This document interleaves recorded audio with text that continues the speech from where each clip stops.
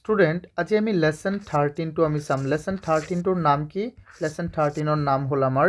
ratio and proportion যাক আমি অসমীয়াত রেশিও কি বুলি কও অনুপাত আৰু প্ৰপোৰ্শনক আমি কি বুলি কও সমানুপাত তেতিয়া আমি এই চ্যাপ্টাৰ টুৰ বিষয়ে আমি আটাইবোৰ বস্তু সামছোৱা এতিয়া ৰেশিও কি হয় আৰু প্ৰপোৰ্শন কি হয় সোৱা চ্যাপ্টাৰ টু আমি চ্যাপ্টাৰ টুৰ প্ৰবলেম কিটা সলভ কৰাৰ আগে তো আমি জানিব লাগিব আগত যে এই proportion আৰু ratio মানেনো কি সো ইয়াত আমি লাহে লাহে আমি গম পাই থাকিম ন ৰেশিওক আমি অসমীয়াত কি কও ৰেশিওক আমি অসমীয়াত কও অনুপাত আকৌ এই proportionক আমি কি কও সমানুপাত তো মনত ৰাখিবা এইকেইটা ন সো স্টুডেন্ট আমাৰ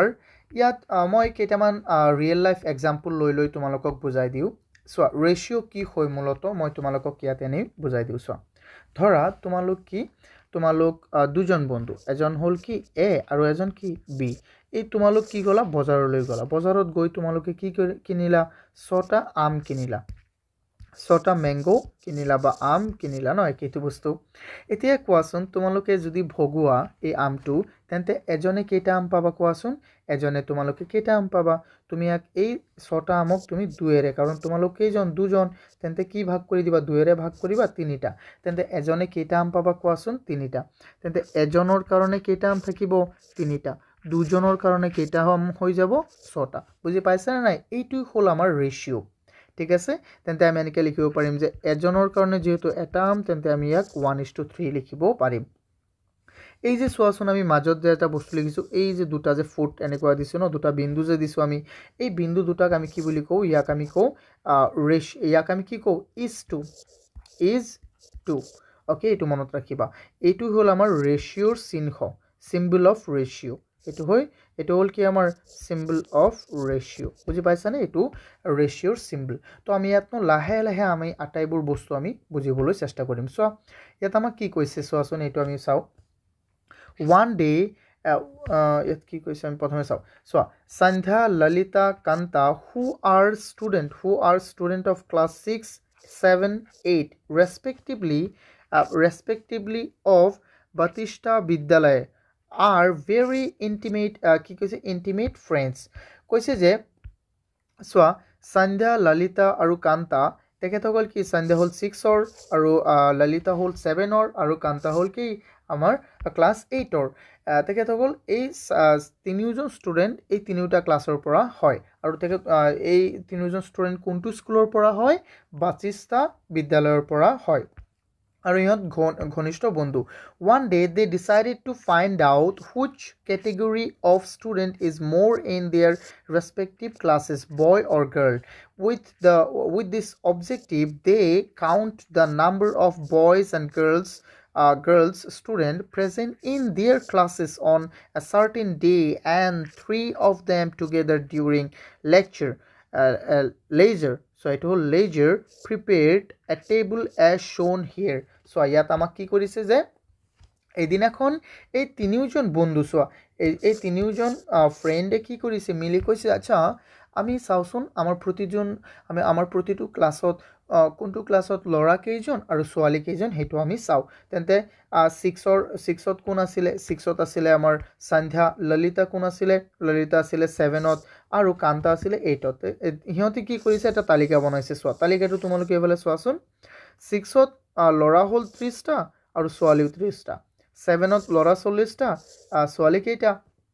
20টা আকৌ 8ত লৰা হল 10টা আৰু ছোৱালী কেইটা 30টা তো ইয়াত আমাক কেনেকুৱা তালিকাটো আমি পালো এতিয়া সোৱা এই তালিকাটোত মন কৰিলে তোমালোকে এবাৰ দেখা পাবা যে ইয়াত সোৱা লৰা আছে কেইটা ইয়াত 30টা আকৌ ইয়াতো আছে কেইটা 30টা তেন্তে ইয়াত অনুপাত কিমান হ'ব কোৱাচোন ষ্টুডেন্টৰ অনুপাতটো আমাৰ হৈ যাব মানে এটা লৰা তেন্তে এটা ছোৱালী এনেকুৱা হৈ গল কিন্তু ইয়াত সোৱা কি হ'ল আকৌ ক্লাস 7ত যদি তোমালোকে অকমান ধ্যান দিয়া ক্লাস 7ত পাবা তোমালোকে যে 40টা লৰা আৰু 20টা ছোৱালী তেন্তে প্ৰতি দুটা লৰা আৰু এটা ছোৱালী দুটা লৰা হলে এটা ছোৱালী দুটা লৰা হলে এটা ছোৱালী চাৰিটা লৰা হলে দুটা ছোৱালী 6টা লৰা হলে তিনিটা ছোৱালী মানে এনেকুৱা হৈ আছে ন এতিয়া আমি চাও ক্লাস 8ৰ বিষয়ে চাও ক্লাস 8ত কি আছে 10টা লৰা আৰু কি 30টা ছোৱালী তেন্তে এটা লৰা আৰু কি তিনিটা ছোৱালী এটো হল 1:3 তো আমি ন এই আটাইবোৰ বস্তুৰ বিষয়ে আমি চাম এতিয়া বুজি পাইছানে এটো কেনেকৈ হৈছে নাই যদি বুজা নাই একো অসুবিধা নাই মই তোমালোকক সুন্দৰকৈ বুজাই দিম ঠিক আছে সোৱা এটা আমাৰ আৰু কি আছে আমি ইয়াত চাও সোৱা ক্লাস 6 ত কি আছিল আমাৰ মই এটো তুমি কৈ দিছো ক্লাস 6 ত 30 টা লৰা আৰু কি 30 টা ছোৱালী তেন্তে ইহঁতৰ অনুপাত 0 কাটি দিয়া 3 3 এবাৰ সো এটো হৈ যাব আমাৰ অনুপাত অৰ্থাৎ এটা লৰাৰ প্ৰতি এটা লৰাৰ কাৰণে কি আছে মানে এটা লৰা হলে এটা ছোৱালী আকৌ ক্লাস 7 ত হল কি 40 টা লৰা আৰু 20 টা ছোৱালী তেন্তে দুটা লৰা আৰু এটা ছোৱালী এনেকুৱা হ'বনে নাই কোৱাচোন এনেকুৱা হ'ব সো এটো 20 ৰ 2 গুণ কি হয় 40 হয় বা 40 ৰ আধা কি হয় 20 হয় তো এই কাৰণে আমি এনেকৈ ক'ব পাৰিম ন সো আৰু আমি এক্সাম্পল লব পাৰিম বহুত ধৰণৰ এক্সাম্পল লব পাৰিম কিন্তু এক্সাম্পল ললেও এই বস্তুটো কি হয় আমাৰ এইটোই হয় ন সো আমি আৰু কেইটামান বস্তু কৈ দিও আচ্ছা প্ৰথমে তোমালোকে নহলে এটো ৰেশিওৰ যেটো আমাৰ ডেফিনিশন হয় এটো তোমালোকে মন কৰিবা ন ৰেশিওৰ ডেফিনিশনটো কি হ'ব ৰেশিওক আমাক কাক কয় ন এটো আমি প্ৰথমে জানিব লাগিব সো ইংৰাজীতে মই কৈ দিও a ratio is a way to compare two quantities of the same kind of division অৰ্থাৎ এটা ৰেশিও হল দুটা একে ধৰণৰ বস্তুক এতিয়া যদি কোৱা যায় ক্লাস 6 ৰ এনে ইয়াত ক্লাস 6 ৰ ষ্টুডেন্ট ক্লাস 6 ৰ লৰা আৰু ক্লাস 10 ৰ ছোৱালী তুমি এটো কম্পেয়াৰ কৰিব পাৰিবা নে এটো ভাল লাগিবনে না এটো কম্পেয়াৰ নহয় ন তো এনেকুৱা দুটা বস্তু যেটো নেকি সেম হয় ইহঁতক যদি আমি কম্পেয়াৰ কৰো তেতিয়া কি হ'ব এটো এটা ৰেশিও হ'ব যেনে সোৱা মই যে আম আৰু তোমাৰ বন্ধুৰ বিষয়ে কৈছিলো যে তোমালোক দুজন বন্ধু কিন্তু দুজনৰ কাৰণে 6টা আম তেতে এজনৰ কাৰণে কেইটা আম হৈ গল 3টা আম তো সেই কাৰণে ইয়াক আমি কেনেকৈ লিখিম এটো এটা ৰেশিও হৈ গল অৰ্থাৎ ইয়াত আমি লিখি দিম 1:3 অৰ্থাৎ তুমি যদি ইয়াক এনেকৈ লিখা তেন্তে এনেকৈ লিখিব লাগিব সোৱা এটো এনেকৈ লিখিব লাগিব আকৌ সোৱাচোন ইয়াত আমাক কি দিয়া আছে যেনে আৰু সোৱা আমি ৰেশিও আকৌ কেতিয়াবা এনেকৈ লিখো আমি যে 2/3 লিখিছো ন এই 2/3 যদি তুমি এনেকৈ আনি দিয়া তেন্তে ওপৰত যেটো আছে এটো হৈ যাব আমাৰ 2 আৰু তলত যেটো আছে এটো হৈ যাব আমাৰ পিছত বহিব তো এই যে আমাৰ চিহ্নটো ইয়াক আমি কি কও is to এটো কাৰ সিম্বল হয় এটো হল আমাৰ ৰেশিওৰ সিম্বল হয় ৰেশিওক যাক আমি কও কি অনুপাত বুলি কও তাক আমি কি বুলি কও অনুপাত আচ্ছা যদি ইয়াত লিখা সোৱা ইয়াত মই এটা লিখিছো ধৰা সিম্পল 2:3 মই এটো কৈছিলো ন ইয়াত হৈ যাব কি দুটাৰ খলনি তিনিটা মানে ইয়াত দুটা হলে ইয়াত তিনিটা তেন্তে ইয়াত যদি 4টা হয় মানে সোৱা ইয়াত 2 গুণ হৈ গল ন তেন্তে ইয়াতো 2 গুণ কৰি দিয়া 6 হৈ যাব ইয়াত এতিয়া এই 4ক তুমি কি কৰি দিয়া 2 গুণ তেন্তে 8 তেন্তে ইয়াতো এই 6ক তুমি 2 গুণ কৰি দিয়া কিমান হৈ যাব কোৱা ষ্টুডেন্ট ইয়াত হৈ যাব আমাৰ 12 মানে এই অৱস্থা হৈ আছে বুজি পাইছানে সোৱা ষ্টুডেন্ট এতিয়া সোৱা তুমি মই আৰু লো ইয়াত ধৰা 4 মই এনেকৈ এটা অনুপাত লৈ আছো 4 অনুপাত কিমান লৈছো আমি 8 তেন্তে ইয়াক আমি এনেকৈ লিখিব পাৰিম ন প্ৰথমটো যেটো অনুপাতৰ আছে ইয়াক আমি ভগ্নাংশত লিখিলে ওপৰত লিখিম আৰু দ্বিতীয়টো ভগ্নাংশ সদায় ক'ত বহিব তলত অৰ্থাৎ তেন্তে এটো কিমান হৈ যাব এটো আমাৰ হৈ যাব 4/8 সো ইয়াক তুমি সৰু কৰিব পাৰিবা ইয়াক তুমি সৰু কেনেকৈ কৰিব পাৰিবা কোৱা 4 2 যাব দুবাৰ 8ত যাব কেইবাৰ 4 বাৰ আকৌ সোৱা এই 2ত 2 কেইবাৰ যাব ডাইৰেক্ট কৰি দিয়া 4 তে এবাৰ দ্বিতীয়টো হ'ব এতিয়া ইয়াত যাব দুবাৰ তেন্তে ইয়াত হৈ গল আমাৰ 1/2 ইয়াক আকৌ তুমি কেনেকৈ লিখিব পাৰিবা 1:2 সো আমি বহুত কেইটা বস্তু আছে যেকিটা আমি বনাব পাৰিম এনেকৈ ন সো তো অকমান হবলা বুজি পাইছা ন তোমালোকে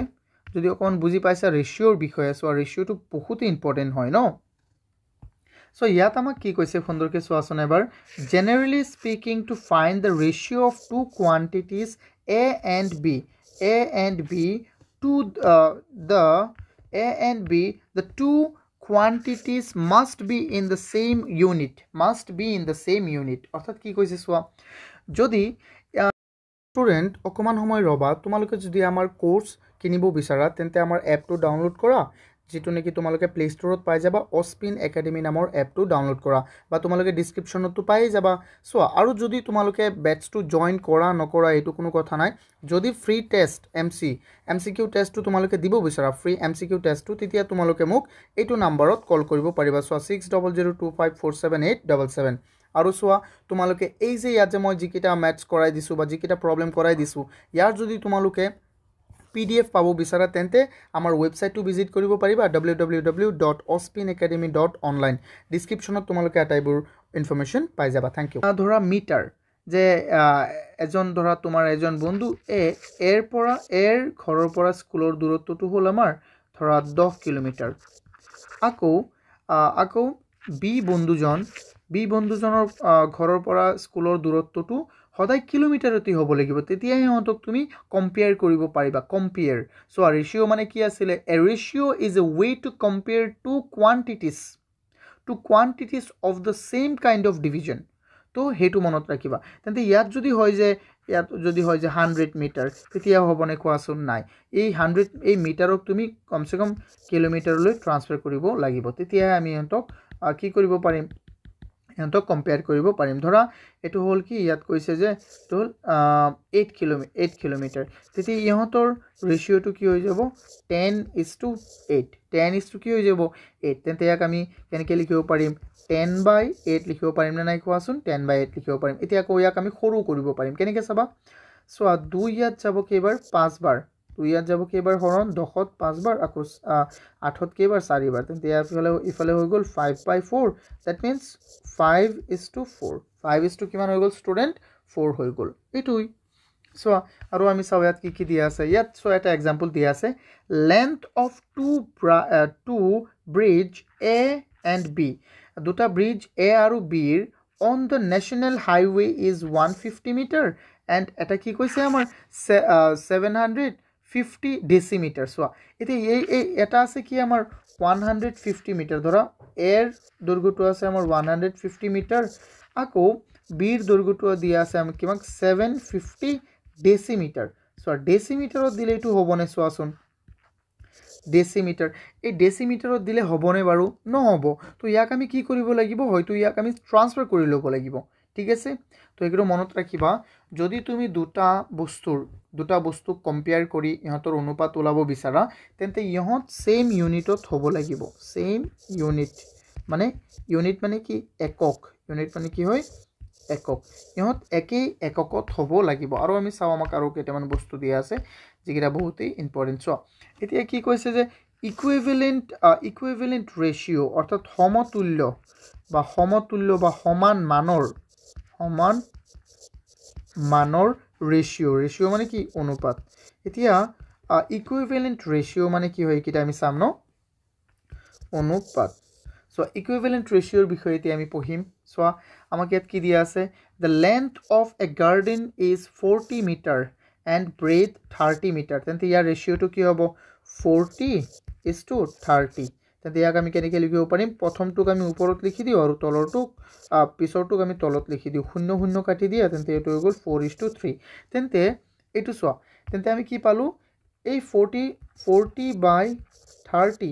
এই ৰেশিওটো এই 4/3 ৰ সমান হয় এটো কাৰ সমান হয় 4/3 ৰ সমান হয় এনেকুৱা বস্তু বুজি পাইছানে যাক আমি কি কও ইকুইভ্যালেন্ট ৰেশিও যেনে ইয়াত এটা ৰেশিও দিয়া আছে চোৱা ইয়াত দিয়া আছে চোৱা এটো 12/9 4/3 ৰ সমান হ'ব কেনেকৈ চাবা এবাৰ চোৱা মই দেখুৱাই দিও 12/9 তেন্তে ইয়াক তুমি কেনেকৈ লিখিব পাৰিবা কোৱাচোন 12/9 ক তুমি 3 ৰে দিয়াচোন হৰণ 3 ৰে ইফালে হৰণ দিয়া 3 যাব এই 12ত 4 বাৰ আকৌ 9ত যাব 3 বাৰ তেন্তে এটো হৈ গ'ল 4/3 অৰ্থাৎ 4/3 হৈ গলে এটো কি হ'ব 4:3 হ'ব না নাই কোৱা 4:2 কিমান হৈ যাব ষ্টুডেন্ট এটো 4:3 হৈ যাব সিম্পল তো তুমি 4:3 ৰ লগত যি কোনো বনাব পাৰিবা এনেকুৱা চোৱাচোন 4 গুণ 16 তাৰ পিছত 4 গুণ 12 তো এটো হৈ গ'ল সো ইয়াকো যদি তুমি সৰু কৰা তেন্তে কি হ'ব চোৱা 4 ইয়াত যাব 4 বাৰ তো 4 আকৌ 4 ইয়াত যাব 3 বাৰ তো 3 ইয়াত কি হৈ গ'ল আমাৰ 3 তো 4/3 কি হ'ব এই 12/9 ৰ সমান হ'ব ৰেশিওটো কি হয় সেম হয় তো আমি আটাইবোৰ বস্তু চাম এনেকৈ সুন্দৰকৈ চোৱাচোন ইয়াত আমাক কি কৈছে example b let us write the ratio 4:6 into different form চোৱা এই 4:6 ক আমাৰ ডিফাৰেন্ট ফৰ্মত বনাই আছে চোৱাচোন তোমালোকে এবাৰ প্ৰথমে কি লিখিছে ইয়াত প্ৰথমে আমাৰ দিছে কি 4:6 চোৱা 4:6 আছে ন তেন্তে ইয়াক আমি কেনেকৈ লিখিব পাৰিম 4/6 কেনেকৈ লিখিব পাৰিম 4/6 চোৱা এইটো লিখিছেনে নাই এই বস্তুটো কেনেকৈ লিখি দিছে ন 4/6 এতিয়া চোৱা 4/6ক তুমি ওপৰতো 4ত 2 দিয়ে হৰণ দি দিয়া ইয়াতো 2 দি হৰণ দি দিয়া কিমান হৈ যাব 2 4ত যাব দুবাৰ 6ত যাব কেইবাৰ তিনিবাৰ ন বুজি আছানে নাই তেন্তে এই 4:6 টো কিমান হৈ গ'ল 2:3 আকৌ চোৱাচোন এই 4:6ক যদি তুমি ইয়াত পূৰণ কৰি দিয়া এই 4 যদি 2 পূৰণ কৰি দিয়া এই 6ত যদি 2 পূৰণ কৰি দিয়া তেন্তে কিমান হ'ব 4 2 গুণ হৈ গ'ল আমাৰ 8 আৰু 6 2 গুণ হৈ গ'ল 12 তেন্তে এই ৰেশিওটো কিমান হ'ব এই ৰেশিওটো হৈ গ'ল আমাৰ 8:12 সো 8 কিমান হৈ গ'ল এইটো 12 হৈ গ'ল সিম্পল এইটো বুজি লবা তোমালোকে এতিয়া চোৱা ইয়াত আমাক কেইটামান দিছে যিকেইটা নেকি কি মিসিং দিছে আমাক ন তো আমি কেইটা চাওচোন মিসিং দিয়া কেইটা তো মিসিং কেইটা চাও এবাৰ ইয়াত আমাক মিসিংটো কি দিছে চোৱা ইয়াত আমাক মিসিংটো দিয়া আছে আমাক কমন সৰু কৰি লৈ এইটো এতিয়া চোৱা ইয়াত দিছে কি 4:3 টু 4:6 আকৌ 4 এতিয়া 4 ৰ লগত 3 পূৰণ কৰিছে তেন্তে আমি 6 ৰ লগতো 3 পূৰণ কৰি দিম 4 * 3 কিমান হৈ যাব চোৱা ওপৰত হলে সমান পূৰণ কৰিব লাগিব 4 * 3 কিমান হৈ গ'ল আমাৰ 12 আৰু 6 * 3 কিমান হৈ যাব আমাৰ 18 এতিয়া চোৱা ওপৰটো আমি প্ৰথমে লিখো তাৰ পিছত তলৰটো আমি পিছত লিখো হয় নহয় সিম্পল এতিয়া চোৱা কি হৈ গ'ল ইয়াত চোৱা ইয়াত এইটো 4:6 না এতিয়া 4 ৰ লগত কি পূৰণ কৰিবা আৰু 6 ৰ লগত কি পূৰণ কৰিবা যাতে তো 16 হয় চোৱা 4 ৰ লগত 4 পূৰণ কৰিলে 16 হ'ব আৰু তেন্তে 6 ৰ লগতো 4 পূৰণ কৰি দিবা 4 * 4 ইফালে হৈ গ'ল 16 আকৌ 6 * 4 হৈ গ'ল 24 তেন্তে ইফালে হৈ যাব 24 সিম্পল এনেকৈ আমি কৰিব লাগিব এইকিটা চোৱা বুজি পাই আছা ন বস্তু বহুতই সহজ এইকিটা ন আমি জাস্ট অকমান সুন্দৰকৈ চালেই হ'ল আৰু একো প্ৰবলেম নাথাকে ইয়াত হা মনত ৰাখিবা সো তাৰ পিছত আমি শিকিম লোৱেষ্ট ফৰ্ম কি শিকিম আমি লোৱেষ্ট ফৰ্ম যিকোনো বস্তু এটাৰ কি লোৱেষ্ট ফৰ্ম আচ্ছা যদি তোমাক এনেকুৱা এটা ভগ্নাংশ দিয়ে ভগ্নাংশ মানে কি এটা ধৰা এনেকুৱা এটা ৰেশিও দিয়ে যেনে 100:200 এটা এটা ডাঙৰ ৰেশিও হয়নে নহয় হয় তেতে এই 100:200ক আমি কেনেকৈ লিখিব পাৰিম 100/200 তেনেকৈ লিখিব পাৰিম নে নাই পাৰিম এতিয়া এই 0 কেইটা কাটি দিয়া তে কি পাই গলা তুমি ইফালে কোৱাচোন 1/2 তো 1/2ক তুমি কেনেকৈ লিখিব পাৰিবা 1:2 লিখিব পাৰিবা সো চোৱাচোন এই ডাঙৰ মানটোক মই সৰুকে লিখি দিছো হয়নে নহয় তো এইটোকে কও আমি লোৱেষ্ট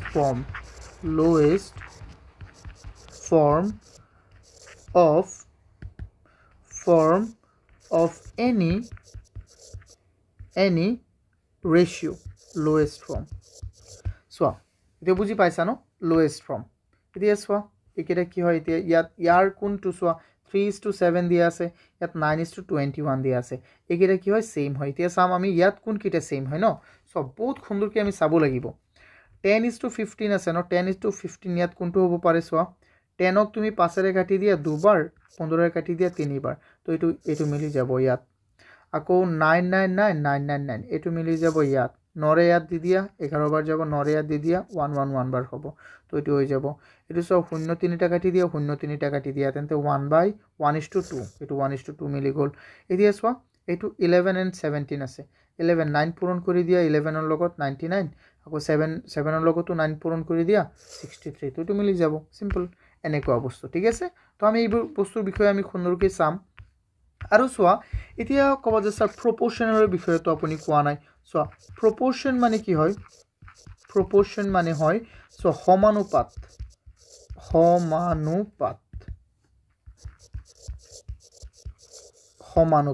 এতিয়া আকৌ সমানুপাত মানে কি চোৱা ইয়াৰ যদি আমি সন্ধি ভাঙো তেন্তে সমান যোগ অনুপাত এটো হ'বনে নাই কোৱাচোন তুমি নিজেই কোৱা অনুপাত সমান যোগ অনুপাত দ্যাট মিন্স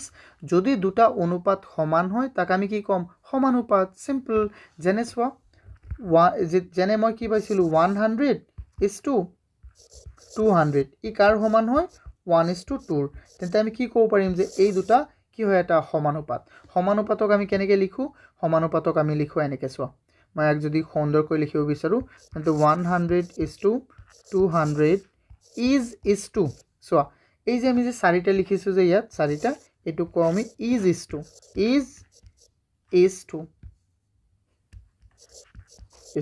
এটো মনত ৰাখিবা ঠিক আছে চোৱা এতিয়া চোৱা এতিয়া 6 তুমি কেনেকৈ লিখিবা তাৰপিছত 1:2 1:2